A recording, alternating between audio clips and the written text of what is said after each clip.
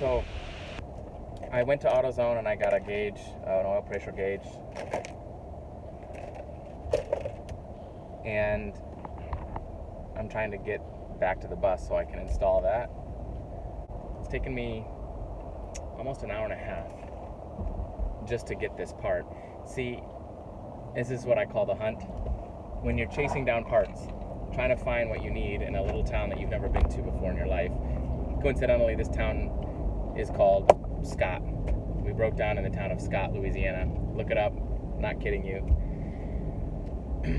And I go to AutoZone, I buy this gauge, I get back to the bus, I go to install it, and it's missing one of the compression fittings. I'll try to say that fast 5 times.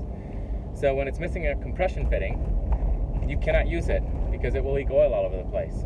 So I had to drive back to AutoZone, find another one of their gauges, which they didn't have, but they had another one of a different style, same compression type of fitting. So the guy just let me swap the compression fitting part into my package that was missing one.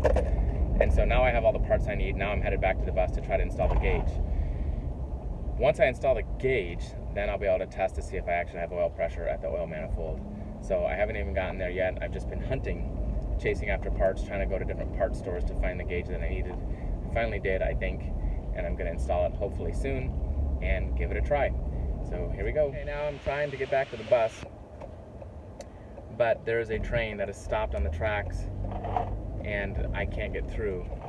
It's caused a huge traffic jam, so I'm trying to find multiple different options, ways of getting out of this town and back to where the bus is. So I'm looking for an opportunity here to cross the tracks further down the road. Just one more little delay in trying to fix this problem, but this is how it goes. This is part of the hunt.